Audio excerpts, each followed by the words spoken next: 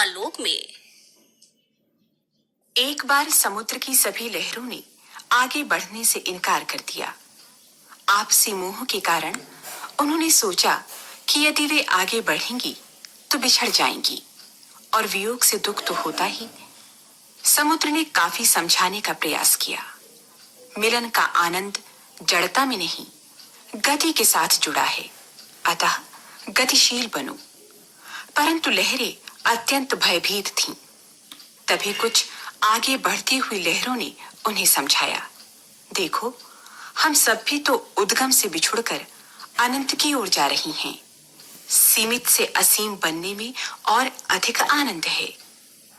इस रहस्य को सुनकर सूर्य की किरणों ने भी समर्थन प्रकट किया और कहा कि हमें अपने प्रियतम की विशालता में विचरण करते हुए अब अधिक उल्लास प्राप्त हुआ है। फूलों की सुगंध ने भी कहा, पुष्प की गरिमा को विस्मृत करने में मैं विश्वम नहीं पुलकन का अनुभव करती हूँ। समुद्र ने गतिशील होने हेतु मेघों का आह्वान किया और वाष्प बनकर सुदूर यात्रा पर चल पड़ा। किसी ने समुद्र के इस वियोग पर दुख प्रकट किया, परंतु समुद्र ने कहा, भद्रे, यह बिछुड़न नहीं, नवीनीकरण है। जीवन इसी का नाम है। गति का परित्याग करने पर तो मरण हाथ रह जाएगा। लहरों की आंखें खुल गईं और वे भी अनंत यात्रा पर बढ़ चली।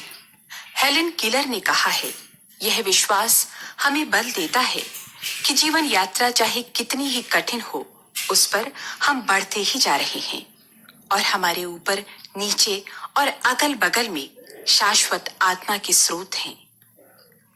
बहुधा जब हृदय शोक से विदीर्ण होता है, तब आत्मिक दृष्टि से हम जैसे जंगल में राह भटके यात्री की तरह भटकते रहते हैं और राह पाने के प्रयत्न में पेड़ों और पत्थरों से टकराते फिरते हैं।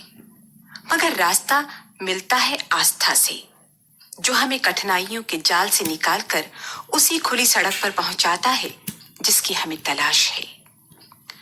गुरुदेव रविंद्रनाथ ठाकुर के अनुसार, जब व्यक्ति सोता रहता है, उसका भाग्य भी सोता रहता है।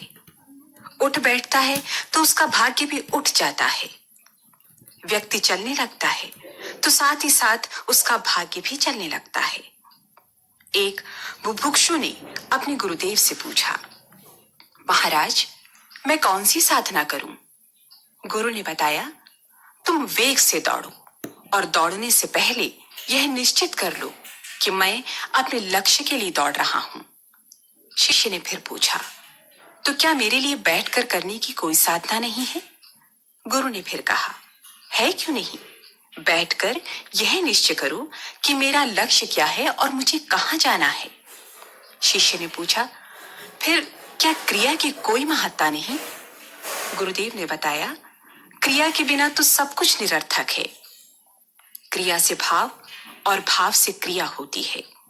यदि तुम गतिशील रहोगे तो तुम्हारा ध्यान अपने लक्ष्य की ओर ही लगा रहेगा और लक्ष्य प्राप्ति ही जीवन का सार है।